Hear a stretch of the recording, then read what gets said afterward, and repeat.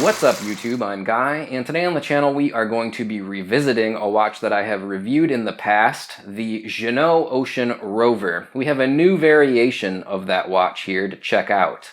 Now if you've been with the channel for a while, you probably remember that I did a review of the Ginault Ocean Rover, and then I also did a comparison of that watch with my Rolex Submariner. At some point during those videos, I had made the comment that while I love the watch, the version that they sent over for review wasn't really my favorite stylistically. I'm pretty conservative when it comes to style and aesthetics, and I would have preferred a simple black bezel, black dial variant.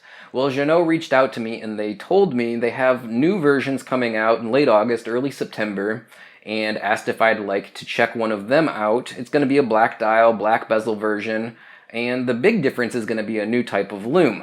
Well, of course, I would be happy to check one out. I think that it's a fantastic watch, so that's what we have here today. Now, aside from checking out that new watch, I also thought this would be a really great opportunity to address a lot of the questions and comments that I got from viewers in those previous videos. I spent a lot of time going back and forth with Ginault via email, probably a dozen, maybe 24 emails over the last month or two, and I sent over those questions. I wanted to let them know what you guys were saying. They sent me over a lot of answers and some clarification, and I'm going to share that with you here today as well. Before we get into all of that stuff though, first let's check out this watch. The new reference number on this watch is 181175LSILN. And really the thing that's new about it is that it uses a type of BGW9 lume that very closely matches the blue chromolite lume that you find on a modern Rolex Submariner. Ginault is calling this lume Blue Smurf Lume or Glowing Smurf Lume, something to that effect. I'll bring in some video showing you this watch side by side with a number of other watches. On the far left, we have the Rolex Submariner with its chromolite lume. Next to that on the right, of course, is the new Ginault Ocean Rover with this blue Smurf lume. To the right of that, we have the old Ginault Ocean Rover that I reviewed with its green-colored gold sand lume. And then finally, all the way to the right, we have a Seiko SKX009 with its LumeBrite lume. Now, as you can probably tell, the lume on all of these watches is excellent. The blue lume on the Rolex and on the new Ginault Ocean Rover are very, very similar. To the naked eye, I can almost not even tell a difference. Maybe a slight variation in the tone of the blue, but overall a very close match and very well done. So how does this new blue Smurf lume compare to the lume on the other watches that we have here on the table? Well, green lume, be it LumeBrite or Superluminova, tends to glow a little bit more intensely, and that's evident here. It's also more intense than the blue chromolite lume on the Rolex as well. In general, blue lume just doesn't seem to be quite as bright or intense as green lume in my experience. But all four of these watches have excellent lume, and it's all intense enough and long-lasting enough to be completely functional for the entire night. So as you can see on the table here, we have the new Ocean Rover with the black bezel and black dial. I absolutely love that color variation. Next to it, of course, is the gold sand lume version that I reviewed in the past, and that has the blue bezel with the gold printing and the gold sand lume on the markers on the dial. Well, something else that really kind of stood out to me about this new version is if we look at the date complications. On the old version, the background color of the date wheel is sort of an off-white or creamy color, and I won't say that it made it illegible, but it did make it a little bit difficult to read the date. On this new version, the date wheel is a very nice stark white to match up with the white indices or markers, and overall I find that that presentation is a lot more legible. It really works well for me. And it's another small little change between the two different versions that I can really appreciate. So one of the things that I saw really often in the comments of the comparison video I did of the Ocean Rover and the Submariner was people saying, why didn't you compare it to a pre-ceramic Submariner? That would be a better comparison. Well, yes and no. Some ways maybe it would have been, but certainly in some ways it would not have been. But before we get to that, I honestly just don't have a pre-ceramic Rolex Submariner. I would love to have one, and if anyone out there wants to send me one, you know, hit me up in the email, and I'll let you know what my address is. But until then, I really could only do what I had access to. Now, as it turned out, relatively recently, I did get access, at least briefly, to a pre-ceramic Submariner. So I was able to sit down and set these watches side by side with one another. So there's really two big comparisons between the Ocean Rover and a pre-ceramic Submariner: the case shape and profile and the bezel. The rest of the main features of the Ocean Rover are very much like a modern ceramic sub. It's got the maxi dial, it's got the great solid end links, it's got the nice adjustable glide lock clasp. But yeah, the case profile in particular and the bezel, very much like our pre-ceramic Submariner that we have here.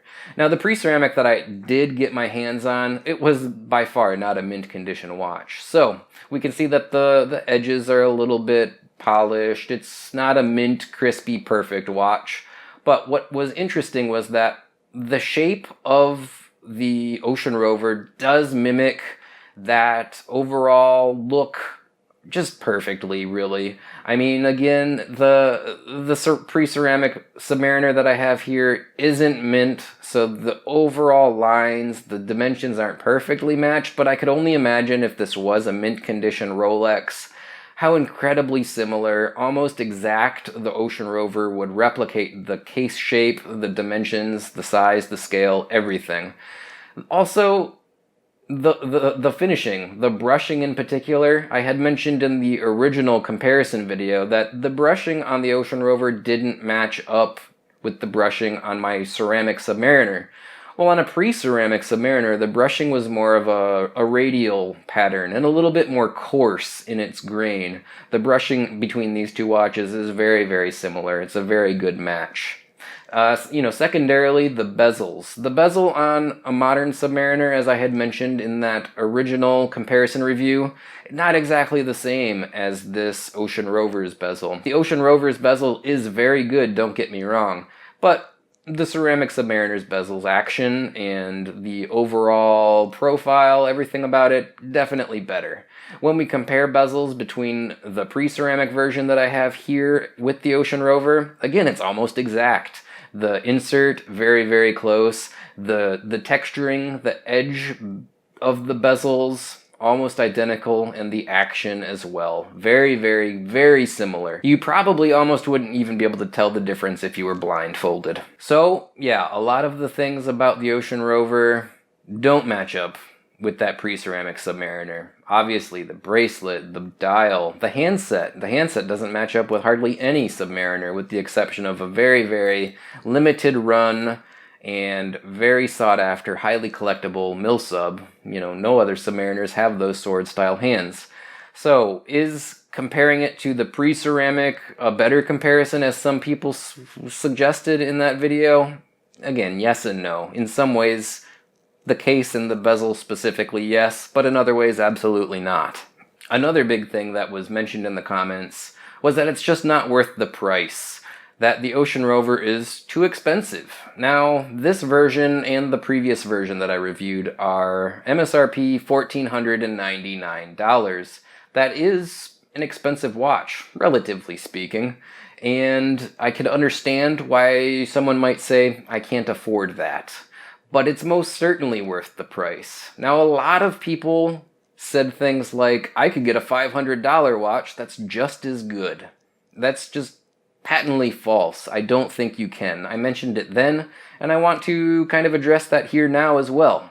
Now, I addressed this with John at Ocean Rover, that some people think that this is no better than a $500 watch. Now, I know this isn't true. I've reviewed Steinhardt's. I've reviewed the Glycine Combat Sub. I've reviewed a ton of entry and mid-level Seiko dive watches. This Ocean Rover is better, without a doubt, than any of those watches that I've reviewed. But I wanted to hear what he had to say when confronted with that reality, or with that perception of reality that some people seem to have. He actually disclosed to me how much it costs Ginault to make these watches. I'm not going to throw the actual number out there because I think that would be in poor taste. But the $500 Steinhardt that you think is of equal or better quality than this watch, the Ocean Rover costs more for them to produce than what Steinhardt sells that watch for. The Ocean Rover is not built out of generic, off-the-shelf, low-quality parts from Asia. It is made with high tolerance and high precision by master watchmakers and machinists, for the most part here in the United States. And, you know, in talking to John over at Ocean Rover, what he told me is that even if he could find a supplier in Asia to make these parts at the quality level that they would demand, it wouldn't be any cheaper. When you're talking about companies that are making homage watches or even original designs, but getting their watches predominantly produced out of shops in Asia, you're not getting the repeatable and consistent quality on every single piece. And that's one of the big things that you're getting here with Ginault and the Ocean Rover. You are getting absolutely repeatable, consistent, high quality, very precise tolerances. And that's something that was important to them, and I'll be honest, it's important to me as a consumer as well. And frankly, that's a big reason why the price is what it is. A lot of people seem to have the perception that Ginault uses this Invicta pricing scheme, that they price their watches at $1,500, but then they discount them way down and sell them for much cheaper. That's absolutely not what they're doing here. Now, early on, they did do some very big, deep discounts, 50% in some cases. The reason that they did this was to get people to be early adopters, write reviews, do review videos, and spread the word about the quality of their products because they believed in them so much. And they did this at a loss. For every unit that they sold with a 50% discount, they lost money on it. But again, they believed in their products so much that they wanted to get it out there, that they wanted people to spread the word. So I think that that's pretty awesome. Now, are you going to get 50% discounts anymore? Probably not. I think that that ship has sailed. Usually on their website, they do have a discount code. I think the last one I saw was about 20%, but honestly, I think that that ship is probably going to sail eventually too. Sooner or later, these watches are going to be full-price watches, $1,400, $1,500, and honestly, based on what I know about the watches and what it costs to produce them, it's a fair price. A lot of people said if Ginault is capable of making such a high-quality watch, why are they doing homage watches? Why aren't they doing original designs? I asked them about that, and they said that through 2018 and 2019, they don't have any plans of doing any significantly new designs, but eventually that is something that they're going to be doing. They are going to try to do both new homage designs and original designs. I'm looking forward to seeing what they produce, particularly if they do an original and unique design, because based on the quality of their products, I think that it could be something really interesting. I've had some people ask in those comments, well, if this watch is so great, why don't you do a comparison of this watch with all of the other homage watches on the market?